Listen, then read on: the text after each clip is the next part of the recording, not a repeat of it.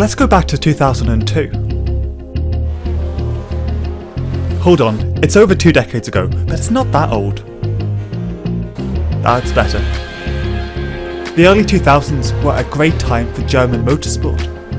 Schumacher was the F1 champion, Audi became multiple Le Mans winners, and you also had the revival of one of the fastest and toughest championships in the world, the DTM. The German Touring Car Championship had one serious comeback in the early 2000s. It had some of the closest and best racing you could get anywhere in the whole of motorsport, with fierce competitors, F1 heroes, and all-out battles to the checkered flag. And arguably, one of its best seasons came in 2002. So to celebrate that, I want to show off a recent surprise. Raceroom released an absolutely superb car set. While I wasn't initially too sure how different this group of cars was going to be versus the existing 2003 Mercedes, they've done some amazing work bringing the 2002 Audi TT-R, Mercedes CLK, and Opel Astra back to life. So these cars are great. And now you know that, let's take one for a spin.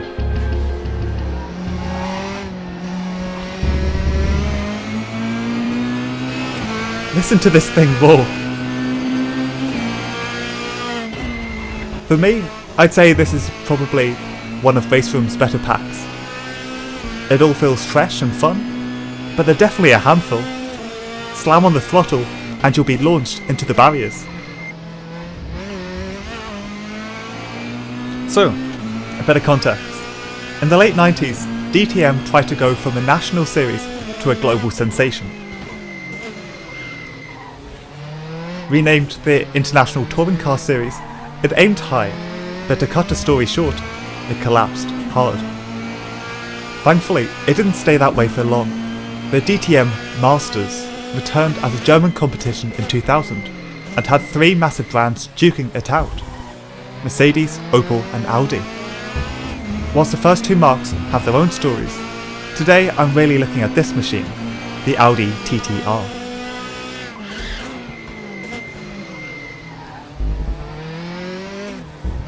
Driver and team owner Christian Abt fielded 4 Audis into 2 semi-factory teams. Their first year was a trial by fire. The machines were on the back foot. Getting past the Mercedes, the TT body was far less aerodynamic than the other brand's cars. And overall, the Abt Sportsline cars were slow and unreliable at the back of the grid. Whilst Mercedes was dominant, the Audis were lucky just to survive the race. Despite all of the year's frustrations, these underdog races were nothing to scoff at. Christian Abt himself won the German Super Touring competition with Audi in 1999, and the Frenchman Laurent Aiello was a multiple touring car champion across Europe and an outright Le Mans winner with the Porsche GT1.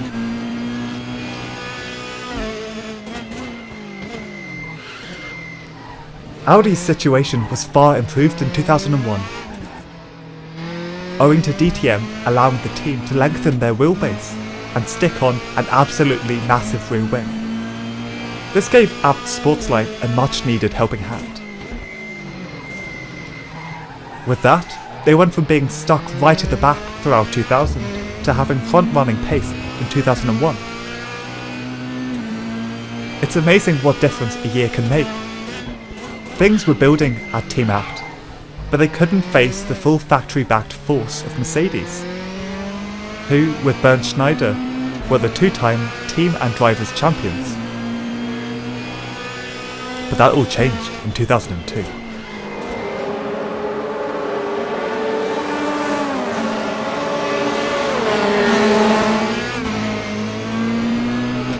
Coming into 2002, the Abt Sportsline teams finally had the TT under control, and the hunt for the championship was on. 2 things were clear very early on into the season. Firstly, Aiello was undoubtedly the fastest Audi driver, and in with the best chance of getting past Opel and taking the fight to Mercedes. Even team owner Abt could recognise that. But it was also evident that it wasn't going to be easy facing off against the factory-supported teams, especially the Silver Arrows, who usually had double the amount of competitors, all of which prepared to do anything to get their Mercs, or at the very least Schneider, to first place. It was going to take every single Audi driver to do their part to even make the dream a possibility, let alone a reality. Coming up to the penultimate round at Zandvoort, the season was pretty close. In the 8 rounds before, Aiello had finished on the podium 11 times, in the 16 qualifying and feature races. Out of all of those, he was victorious 7 times. But Schneider's consistency kept him in with a chance to keep his title. We've gone deep, gently making contact. Aiello and Schneider battled each other in most races. He squeezes us into the barrier. One highlight was their especially awesome, a bit too close for comfort there, at the Norris Ring in round 5, for lap after lap after lap, until on the last lap of the race, the Frenchman just clutched the victory. At any point, either driver could have secured a good finish by forcing the other into a barrier, but they didn't. They drove hard and they drove cleanly.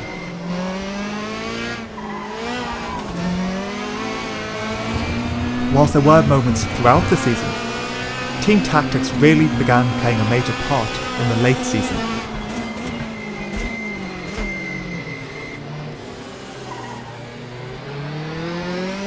And round 8 at Austria was one of the biggest battlegrounds. In trying to help Schneider get more points, multiple Mercs were very aggressive in trying to slow down Aiello and the other Audis.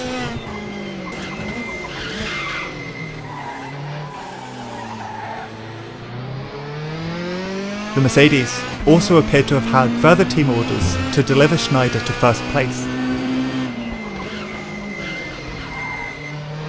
They tried letting him pass right at the end of the race, which ultimately failed chaotically, and he ended up in second after major contact with Aiello. The championship fight was getting tighter and tighter. A lot was on the line, and the drivers were ready to fight hard for it. After Austria, it came down to this.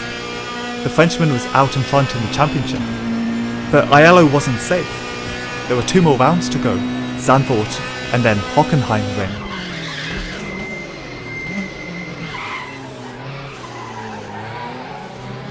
If Schneider scored well in the qualifying and main feature races in the Netherlands, he could take the championship battle to the final round, where he could rip the championship away from the underdogs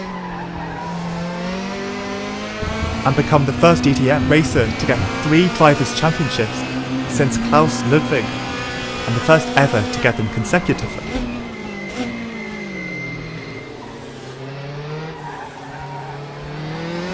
The Audis had just seen what tactics Mercedes were willing to utilise, and they would have to counter it, either by simply being faster, or by learning the same playbook. The stage was set, and every second, every decision mattered.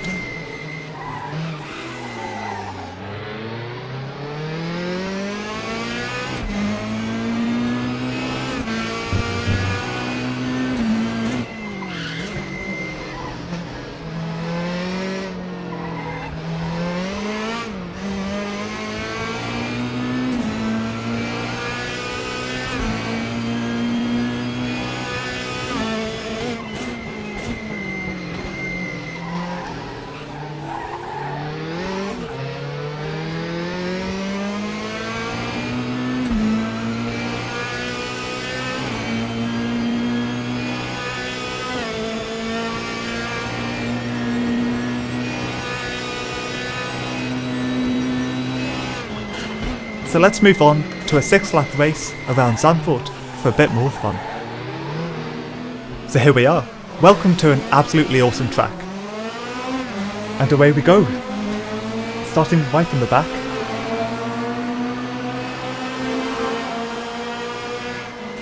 Into Tarzan turn 1.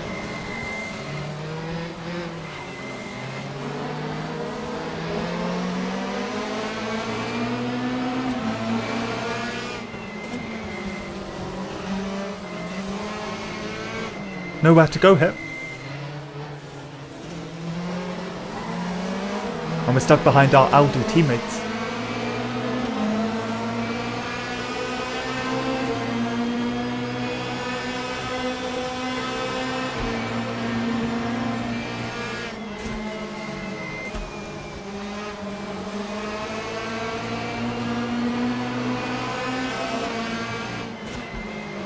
They all check up.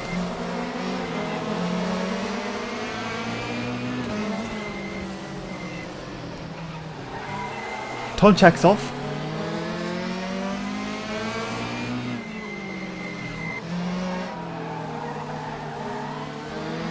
Back in 2002, DTM started the weekend off with a short qualifying race. While it wasn't as important as the main event, it did set up the grid for the main race on a hard to overtake track. Every position was vital, and there were still points up for grabs for coming in first, second or third.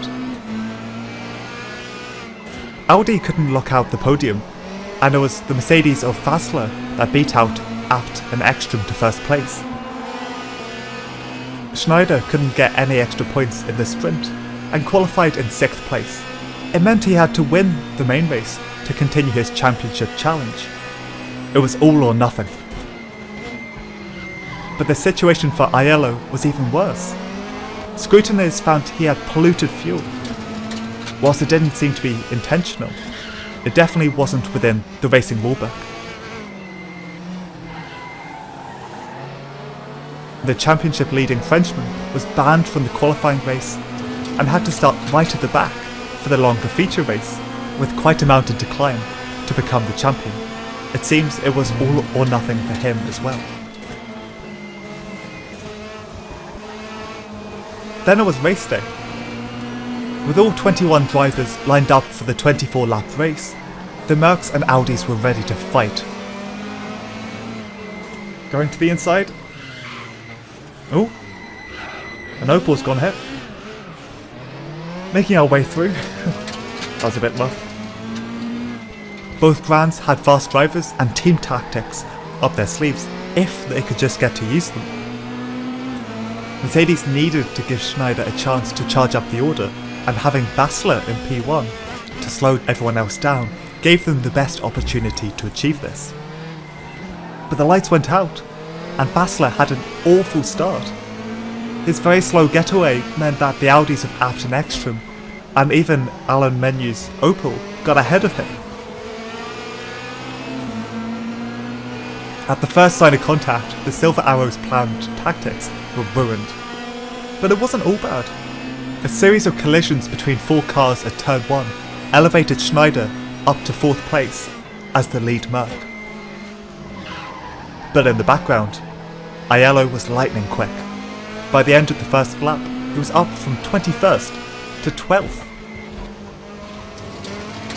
With Christian Abt and Ekstrom in P1 and 2, Audi was free to control the race and use their own strategies. This was a clean break they sorely needed. Having Ekstrom in P2 meant that the team owner had a solid line of defence, as well as a solid backup driver. Whilst the other racers made their way onto the second lap, Martin Tomczak's TT was still slowly crawling back to the pits. His car was seriously damaged following the early contact, and he was barely able to see past his bonnet, but Audi knew it needed as many rear gunners as possible, so he went in for repairs. The drivers' positions remained fairly static for a while. It took about 3 laps for Aiello to gain 1 position, all the way up to 11th, passing the Merc of Mailander. Whilst that overtake was just clean racing, the first glimpses of Mercedes' teamwork against Aiello started to appear on lap 6. Entering the arena section near the end of the lap, Jaeger slowed right down through the corner, holding Laurent up and ended up blocking the narrow track towards the Arie Luyendyk corner with the fellow Merc of John Alesi. Whilst the moves didn't keep Laurent behind for too long, it was an important move in a race where every second could mean the difference for Schneider's championship fight. Schneider was still in 4th, only around a second behind P1, but Aiello was only 4 seconds behind him in 11th. Audi was ready to set their big plan in motion. On lap 6, Abt in first place started to slow. Abt saw Matthias Ekstrom's excellent race pace and recognised his own experience in racing defensively. So he dropped back, let Ekstrom by, then started to slow his pace in tricky corners, making a bigger safety net between Ekstrom and the rival Mercs and Opels.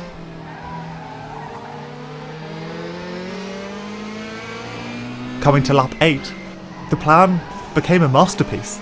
He recognised that most of the front runners would go in for their mandatory pit stops. As the team owner turned into the pit entrance, the Opels and Mercs in 3rd, 4th and 5th followed. Abt slowed down to the speed limit very early, making Menu, and importantly Schneider and his rear gunner Alsen, lose a lot of time. It wasn't an illegal tactic, but it did appear unpredictable and definitely unsportsmanlike. But that's what touring car racing in DTM became after so many inter-brand conflicts in 2002.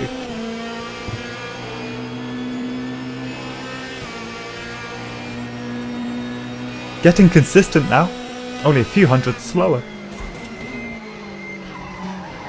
Because of these kind of moves, Aiello came out of the pits up 4 places in 7th position. Schneider did make his way up to P2, but he couldn't get past Matthias Ekstrom. Something had to change. So, just after midway through the race, he let his teammate Fassler past him so that he could overtake and slow P1 for him. It was a bold move, but he desperately needed that victory. By lap 16 of 24, Aiello is behind Uwe Alsen, a fast and aggressive driver. He was no one to mess with, and held up Aiello for quite a while until one of the race's most controversial moves takes place. To the inside, making contact. Unable to get past this time, but we've got some speed here. To the inside again. We made it. That's P12.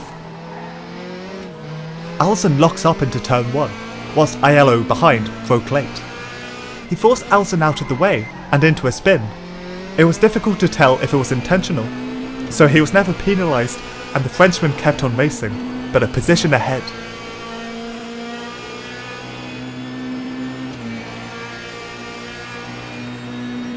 Onto the final lap. Can we get any more positions? Nearing the end of the race, Schneider was getting faster and faster, but just like Aiello, he wasn't able to get much closer to the front. For both championship contenders, their fates were in the hands of their teammates. Ekstrom still had a good lead, and Tom Check, who you may remember had the early crash, ended up being quite useful. Despite being a lap down, he made his way behind Ekstrom, running interference against the Merc threat.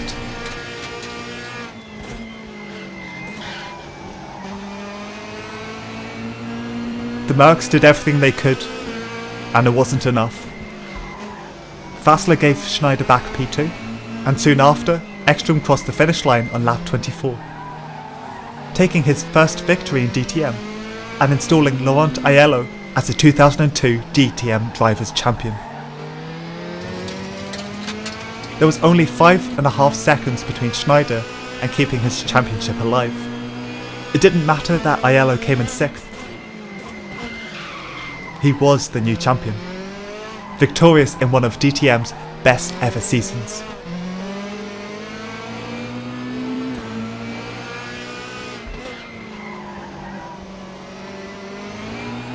Oh no!